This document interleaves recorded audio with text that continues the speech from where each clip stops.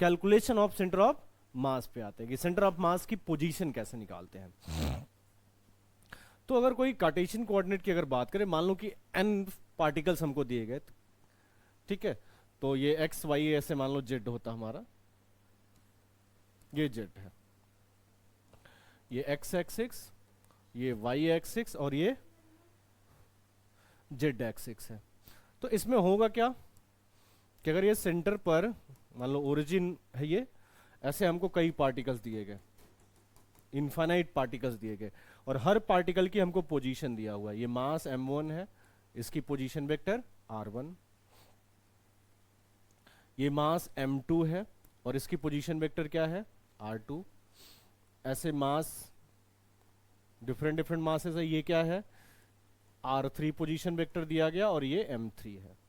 तो position of the centre of mass vector rcm is m1 vector r1 plus m2 vector r2 plus m3 vector r3 plus dash dash dash whole divided by m1 plus m2 plus m3 प्लस dash डैश, ये लिखते हैं। उसी को math में हम क्या लिखते हैं, summation of mi ri divided by summation of mi। अगर ये इनफाइनाइट तक है, from i equal to 1 to infinity,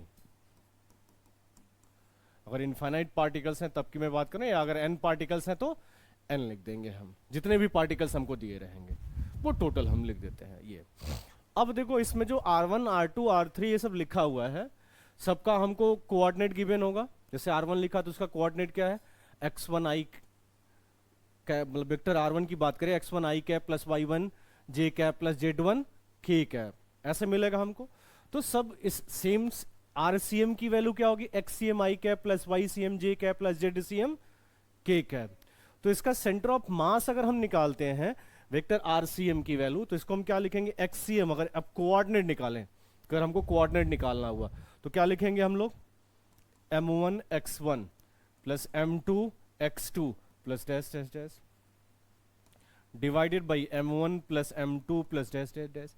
ऐसे ycm की अगर बात करें तो m1 y1 plus m2 y2 plus dash dash dash m2। अच्छा, ऐसे ZCM की बात करें तो क्या होगा, ये m1 z1 plus m2 z2 plus dash dash dash divided by m1 plus m2। Copy कर लो तो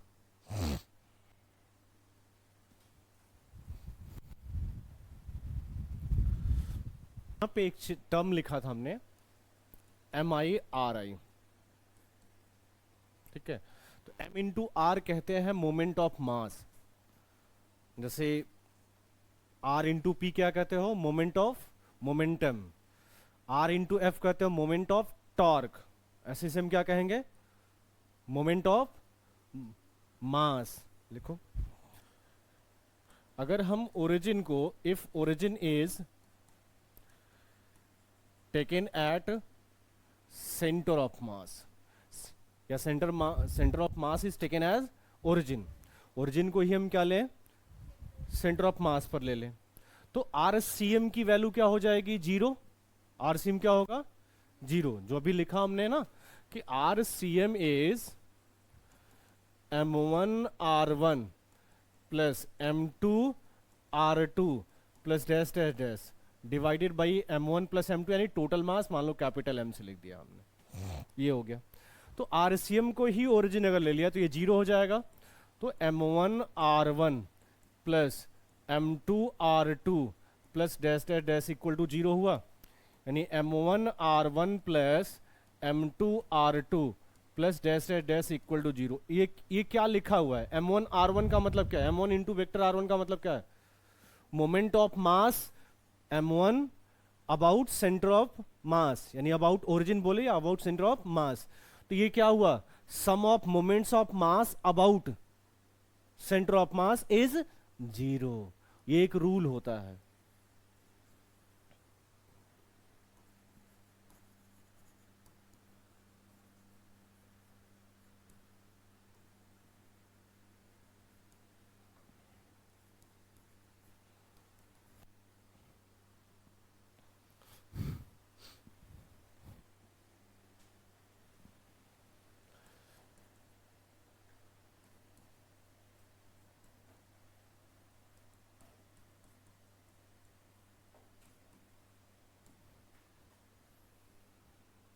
देखो अगर कितने हमारे पास हो, सिर्फ दो पार्टिकल हो, तो दो पार्टिकल्स के लिए रिलेशन क्या हो जाएगा ये बताओ।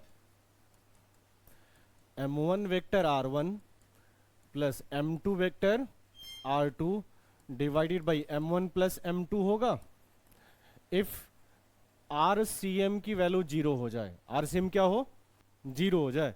तो m1 vector r1 plus m2 vector r2 की वैल्यू किसके इक्वल, जीरो के। सेंटर ऑफ मास के अबाउट उसका मोमेंट क्या होगा, जीरो। तो m1 r1 is equal to minus m2 r2 हुआ। ये हमको क्या बताता है, देखो कि r1 और r2 इज एंटी पैरेलल। देखो एक दूसरे के क्या होंगे, अपोजिट हो जाएंगे ना। और ओरिजिन हमने कहां लिया है, सेंटर ऑफ मास पे। तो ये लाइन हमको ये बताता है कि R1 is anti parallel, R1 is anti parallel to R2। दोनों क्या होंगे, अपोजिट होंगे। यानी एक अगर ये ओरिजिन है, एक इस तरफ पड़ा तो दूसरा इस तरफ होगा, या हम बोले एक इधर हुआ तो दूसरा क्या होगा, इधर। तो उन दोनों को ज्वाइन करने वाली लाइन पे ही क्या पड़ेगा, सेंटर ऑफ मास पड़ेगा। एक ये छोटी सी इंफॉर्मेशन है, याद रखना है कि दो पार्टिकल का जो सेंटर ऑफ मास होता है, दोनों को ज्वाइन करने वाली लाइन के, दोनों को ज्वाइन करने वाली लाइन पर पड़ता है। Clear, centre of mass lies on line joining two particles. अगर दो पार्टिकल हैं तो दोनों का सेंटर ऑफ मास कहां पड़ेगा, दोनों पार्टिकल को ज्वाइन करने वाली लाइन पर पड़ेगा। क्लियर, यानी हम एक, तो यहां से हमको क्या इंफॉर्मेशन मिला कि centre of mass of two particle system, particle system lies on line joining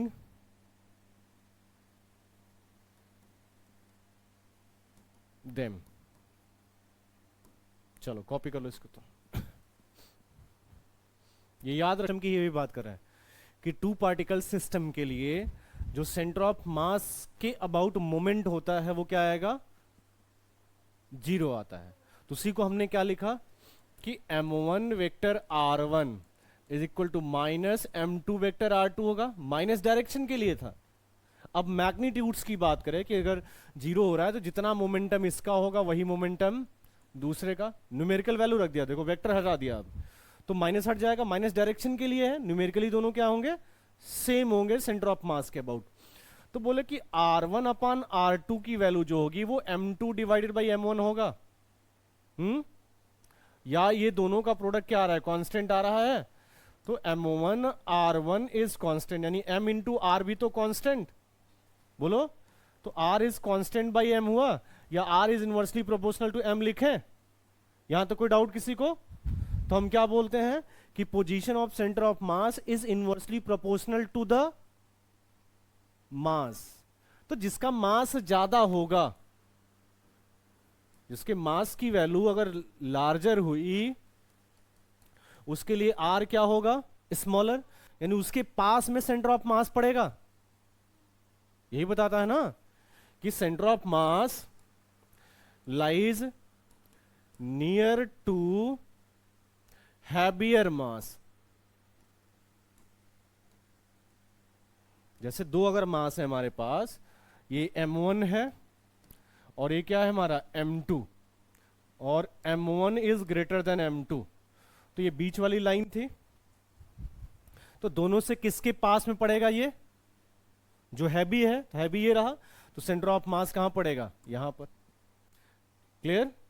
और अगर m1, अब ये वैल्यू निकालते हैं कि क्या आएगा। अभी तो हमने इतना समझा, अब वैल्यू कैलकुलेट करते हैं हम। देखो यहां पे हमने क्या लिखा कि m1 r1 की जो वैल्यू थी, m1 r1 m2 upon m1 है, या m1 r1 equal to m2 r2, उसके अबाउट सेम होगा। अगर मैं इसको बोलूं कि ये x डिस्टेंस है, यहां से कितने डिस्टेंस पर है, x पर, या r1 r2 लेते, छोड़ो m1 m2 लिया है ना। ये सेंटर ऑफ मास की पोजीशन है, ये r1 हो गया इससे, और इससे कितना डिस्टेंस हुआ, r2। टोटल सेपरेशन हमको डी दिया गया था या आर था। तो अब बताओ हमने क्या पढ़ा कि सेंटर ऑफ मास के अबाउट इसका मोमेंट क्या आएगा, सेम, यही होगा ना। तो m1 r1, ये m2 r2 को हम क्या लिख सकते हैं, d माइनस r1, तो इसको हम लिखेंगे d माइनस r1। अब ये रिलेशन हमको क्या मिला, m1 r1 m2 d minus m2 r1, ये रिलेशन आ जाएगा। अब इसी को अरेंज कर दो, देखो दिख रहा है ना हमको, ये माइनस उधर जाएगा तो प्लस, तो मिलेगा क्या हमको, ये m1 r1 plus m2 r1 is equal to m2 d हो गया। अब इसमें r1 कॉमन बन रहा है, तो m1 plus m2 equal to m2 d हुआ। तो r1 की वैल्यू क्या हुई, m2 into D divided by m1 plus m2। देखो इतना तो हमने डिराइव करके ना डायरेक्ट, अगर तुम्हें मैथ का रेशियो का कॉन्सेप्ट अगर समझ में आता तो मैं डायरेक्ट लिखता इसी चीज को। क्या लिखता, देखो यहां हमने क्या बोला, r is inversely proportional to m, या जो डिस्टेंस है वो मास के इनवर्सली प्रोपोर्शनल है, इनवर्स के रेशियो में डिवाइड कर रहा है। तो यहां जब मैं r1 लेता, डिस्टेंस को डिवाइड कर रहा, तो r1 को लेता इनवर्स है, तो दूसरे वाले का मास लेता, ये m2 इनटू टोटल डिस्टेंस क्या है हमारा d, डिवाइडेड बाई क्या आता हमारा total mass m1 plus m2, यानी उसको जो रेशियो डिवाइड कर रहा है वो m और 2 के रेशियो में डिवाइड कर रहा है। जैसे वहां चार्ज वाला लिया था हम लोगों ने, नहीं अभी वो अंडर रूट ले रहा था डायरेक्टली, तो ये r1 की वैल्यू हो गई हमको, r1 मिल गया। तो r2 सिमिलरली अगर हमको लिखना हुआ तो क्या लिखेंगे, इनवर्सली प्रोपोर्शनल है, मास के इनवर्सली प्रोपोर्शनल है ना, तो r2 का तो पहले वाले का मास उल्टा, ठीक है, इनटू दोनों के बीच का सेपरेशन d डिवाइडेड बाई क्या हो जाएगा m1 प्लस m2। अगर यही if m1 is equal to m2 होता तो r1 की वैल्यू और r2 की वैल्यू सेम आएगा और ये d बाई 2 हो जाएगा। कॉपी कर लो इसको।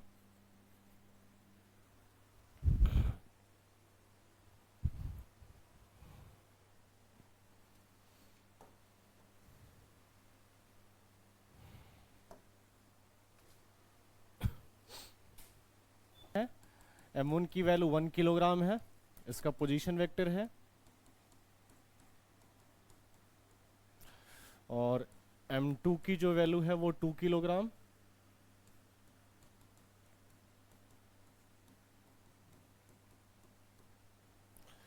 m3 की जो वैल्यू है वो 3 किलोग्राम है, और r3 जो दिया गया हमको वो i cap minus 2j cap minus 3k cap. Find RCM।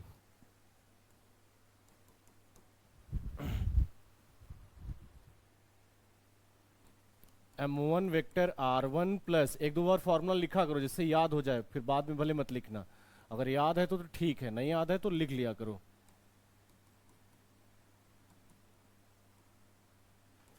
अब देखो m1 वेक्टर r1 मास कितना है 1 है, तो इसमें सब में प्रोडक्ट करोगे तो वही आएगा, क्या मिलेगा हमको i cap plus 2j cap plus k cap होगा, ठीक, प्लस m2 की वैल्यू कितना है 2 का प्रोडक्ट कर लो तो कितना हो जाएगा ये 4i cap plus 2j cap plus 4k cap.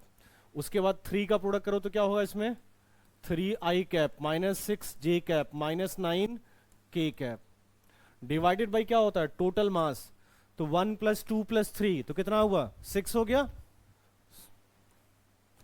अच्छा ये i देखो यहां i और i 4 और 3 कितना हुआ 7 और 8 हो गया, ये 2 और 2 4 में से ये 6 गया तो माइनस 2j कैप हुआ, ये प्लस k कैप प्लस 4 5 हो गया, 5 9 माइनस कर लो तो ये 4k कैप हो गया, डिवाइडेड बाई 6, 2 से डिवीजन दिख रहा हमको, ये 4i cap minus j cap minus 2k cap divided by 3 आ जाएगा।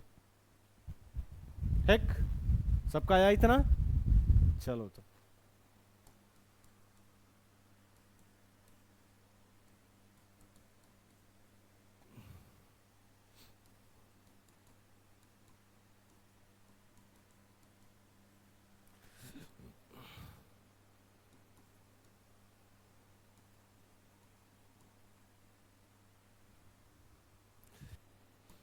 m1 x1 plus m2 x2 divided by m1 plus m2, यही पढ़ा है ना हमने। तो m1 की वैल्यू कितना 1, x1 की वैल्यू कितना -1, कोऑर्डिनेट है क्योंकि वेक्टर लिख रहे थे ना उसमें, तो प्लस और माइनस रखेंगे हम, ये ध्यान रखना। तो -1 प्लस m2 की वैल्यू कितनी है 2, तो x2 का वैल्यू कितना 3 डिवाइडेड बाई टोटल मास 1 और 2 कितना हो जाएगा 3 हो जाएगा। ये मिला हमको कितना, ये -1 और 6 में से 1 गया तो 5, तो ये 5/3 हो गया xcm। ycm,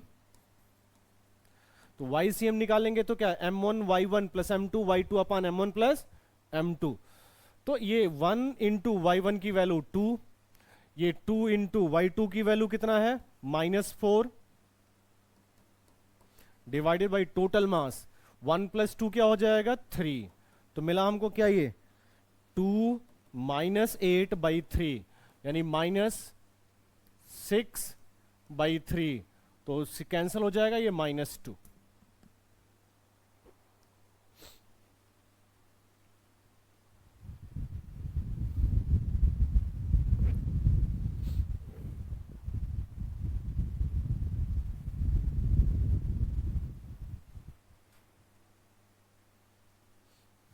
हो गया।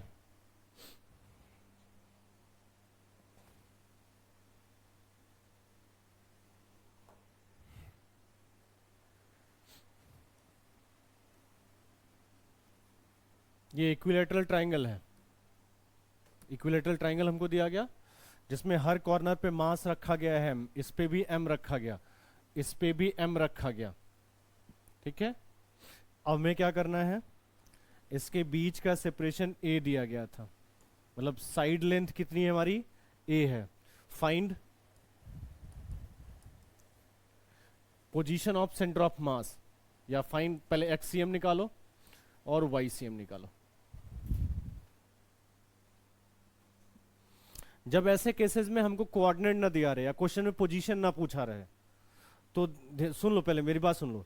तो हम क्या करते हैं, या तो सिमेट्रिकल पॉइंट से कोऑर्डिनेट पास कर देते हैं या तो लेफ्ट मोस्ट पॉइंट से पास करते हैं। उससे फायदा क्या होगा हमको समझ में क्या आएगा, अगर सबसे लेफ्ट से एक्सिस पास करा देते हैं तो प्लस माइनस वाला दिक्कत खत्म हो जाएगा, सब कोऑर्डिनेट एक तरफ पड़ेगा, सब प्लस हो जाएगा, नहीं जल्दी में कभी कभी ले नहीं पाते। तो इससे हम क्या करते हैं, एक्सिस को यहां से पास कराते हैं। या तो हम कहां से पास कराएंगे, कैलकुलेशन आसान होता है सेंटर ऑफ ज्योमेट्री से, लेकिन अभी स्टार्टिंग में हम कहां से लेते हैं, एकदम लेफ्ट से, उसके बाद समझने के बाद हम ज्योमेट्रिकल सेंटर से पास करेंगे। तो एक्सिस हम कहां से ले लेंगे ऐसे केसेस में बताओ, तो एक लाइन यहां से पास कराया और एक लाइन यहां से पास कराया, तो हमारा ये एक्स एक्सिस हो जाएगा और ये क्या हुआ वाई एक्सिस। अब चलो सॉल्यूशन करो, जल्दी से करो कि मैं बताऊं। ये कॉर्नर्स पे रखे गए, ये सब इस साइड लेंथ दिया हुआ है हमको। चलो देखो, पहला काम क्या है, मान लो जिस नहीं आ रहा होगा तो पहला काम क्या है, कोऑर्डिनेट लिखना है हमको। क्या लिखना है, कोऑर्डिनेट। देखो ये ओरिजिन है, ओरिजिन का कोऑर्डिनेट कितना 0,0। उसके बाद ये m मास रखा हुआ है, कितने डिस्टेंस पे रखा है, a पर। कहां रखा है, x एक्सिस पर। तो इसका कोऑर्डिनेट बताओ कितना होगा, हाँ a,0, x एक्सिस पड़ा है तो y की वैल्यू 0, और ये वाला इसका कोऑर्डिनेट कितना होगा। देखो आप इक्विलैटरल ट्रायंगल्स में जब पढ़ते हो कि अगर वहां से एक परपेंडिकुलर ड्रॉप करें तो ये एंगल बाइसेक्टर होता है, जो कि साइड को क्या करता है, बाइसेक्ट करता है। तो ये अगर टोटल a है तो ये क्या मिलेगा हमको, a/2। अगर ये a/2 हुआ तो पाइथागोरस थ्योरम से इसकी वैल्यू निकल जाएगी, बोलो निकलेगा कि नहीं। या आप ट्रिग्नोमेट्री से भी निकाल सकते हो कि ये हमारी कितनी है 60 डिग्री है, तो ये परपेंडिकुलर और ये क्या हुआ हमारा हाइपोटेनस, तो परपेंडिकुलर इनटू क्या हो जाएगा sin 60। sin 60 की वैल्यू बताओ √3/2। तो ये हमको मिल जाएगा ऐसे, चाहे पाइथागोरस से निकालो चाहे ट्रिग्नोमेट्री से निकाल लो। तो अब इसका कोऑर्डिनेट कितना मिला, देखो a/2 कॉमा a√3/2, यानी x1 y1 0 0, x2 y2 a,0, x3 y3 a/2 a√3/2 सब कोऑर्डिनेट मालूम चल गया। अब हमको क्या निकालना है, एक्सीएम। तो एक्सीएम क्या होगा हमारा, m1 x1 plus m2 x2 plus m3 x3, ये वैल्यू आएगी ना हमारी। तो इसमें वैल्यू रख दो। देखो तो ये 0 था, यहां पे हमको जो दिख रहा है, अगर एक्सीएम मैं लिखूं यहां पर तो क्या लिखता है, m1 की वैल्यू कितनी है, m है, इनटू 0, तो ये तो अपने आप खत्म हो गया, प्लस m2 भी क्या लिया है हमने, m लिया है, इनटू इसकी भी वैल्यू कितनी है, a है, प्लस लास्ट वाला मास कितना है, m है, उसका डिस्टेंस कितना है x का, a/2 है, डिवाइडेड बाई टोटल मास, तो कितना हुआ ये 3m हो गया। अच्छा अब देखो, तो ये तो 0, ये m कॉमन होके m कैंसिल हो गया, तो a प्लस a/2, तो 3a/2 आएगा, ये 3a/2 हो गया, डिवाइडेड बाई 3 हुआ, 3 से 3 कैंसिल, तो a/2 यानी इससे इतने डिस्टेंस पर x कोऑर्डिनेट होगा। अब YCM निकाल लें हम, x की वैल्यू जो होती है वो ये वाली लाइन है, ये परपेंडिकुलर आ रहा था हमारा वो लाइन, ठीक है, बाइसेक्टर से जो पास कर रहा था। अब YCM निकाल लो, तो YCM निकालोगे तो m इंटू 0 तो 0, ये भी m इंटू 0, इसका भी y कोऑर्डिनेट 0, m2y2 तो वो भी 0, प्लस m इंटू y3 तो m into a√3/2 whole divided by 3m। तो अब देखो m कॉमन करेंगे, m से m कैंसिल, मिला हमको क्या, YCM की value a√3 divided by 2 into 3, यानी a डिवाइडेड बाई 2√3 आया, ये मिल गया। कोई डाउट किसी को, सबका इतना आया, हाँ अच्छा।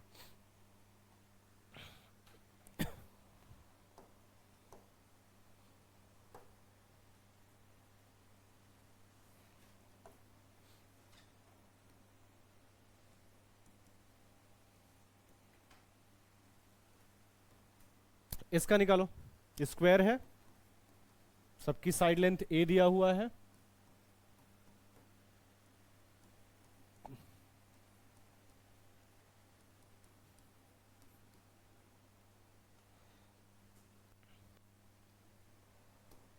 हो गया। इसको अगर सॉल्व करना हुआ तो हमने क्या बोला कि एक्सिस कहां से पास कराओ, अभी एकदम लेफ्ट मोस्ट एंड से ना, ये y एक्सिस हो गई हमारी और ये x एक्सिस। इसका कोऑर्डिनेट बताओ कितना पड़ेगा, ये जो ओरिजिन पे पड़ रहा है 0,0, इसका कोऑर्डिनेट बोलो a,0, इसका कोऑर्डिनेट बोलो, सॉरी हाँ x की वैल्यू 0,a, इसका कोऑर्डिनेट बोलो, इधर भी a है इधर भी a है, तो a,a हुआ, ठीक। तो अब XCM बता दो कितना आएगा, XCM क्या, m into x1 0 plus m into a plus इसका m इंटू a प्लस 0 इसका हो जाएगा, डिवाइडेड बाई टोटल मास, तो कितना टोटल मास हुआ, 4m हो गया। अच्छा अब देखो m और m मिलके 2ma होगा, डिवाइडेड बाई 4m हुआ, m से m कैंसिल, तो ये a बाई क्या मिला हमको, 2 आ गया। और YCM की वैल्यू अगर निकाले हम तो YCM किसके इक्वल बोलो, m1 y1 तो ये 0 प्लस m2 y2 ये भी 0 प्लस m3 y3 तो m into a plus m into a, इसका भी वैल्यू वही है, डिवाइडेड बाई 4m हो जाएगा। तो यहां भी हमको क्या मिल रहा है बोलो, a/2 आ रहा है, सबका इतना आया। अच्छा इससे मतलब हमको थोड़ा सा क्या मिला, एक दो जो क्वेश्चन, इसके पहला वाला जो सॉल्व किया हमने, पहले वाले में क्या लिया था बोलो, इक्विलैटरल ट्राइंगल के कॉर्नर्स पे रखा था हमने, तो सेंटर ऑफ मास कहां पड़ रहा था हमारा, ये जो परपेंडिकुलर लाइन पास कर रही है इसे इसी एक्सिस पे मिल रहा था, क्योंकि x की वैल्यू a/2 कितनी हाइट पे आ रहा था हमारा, ये रहा, मतलब कुछ यहां कहीं मिल रहा था, ठीक। अच्छा इस वाले फिगर में क्या है कि इसमें a/2 ये रहा लाइन, a/2 हमको मिला ना, और इधर a/2, तो इसी दोनों पे पड़ रहा है ये रहा कोऑर्डिनेट a/2 कॉमा a/2। अगर थोड़ा सा हम समझे, ध्यान दें कि पिछले वाले में इसके अबाउट, इस लाइन के अबाउट ये सिमेट्रिक है, जैसा उधर दिख रहा वैसा इधर दिख रहा। इस लाइन के अबाउट, इस एक्सिस के अबाउट क्या है, सिमेट्रिक है। तो सेंटर ऑफ मास कहां पड़ रहा है इसका, एक्सिस ऑफ सिमेट्री पे। इस वाले पॉइंट में देखो, इस वाले फिगर में इसके अबाउट भी सिमेट्रिक है और इसके अबाउट भी सिमेट्रिक है। तो इसके सिमेट्रिकल एक्सिस पे ही पड़ रहा है इसके, तो जो दोनों का कॉमन इंटरसेक्शन उसी पड़ रहा। तो ये ज्योमेट्रिक, अगर कोई फिगर्स ज्योमेट्रिकल सिमेट्रिक है तो उसके कहां पड़ेगा, ज्योमेट्रिक सेंटर पर। और वैसे किसी एक्सिस के अबाउट अगर सिमेट्रिक हुआ तो सेंटर ऑफ मास कहां पड़ेगा, उसके सिमेट्रिक एक्सिस पर। क्लियर? यानी यहां से एक चीज हमको और मालूम चला जिसको आपको याद भी रखना है, centre of mass lies on axis of symmetry.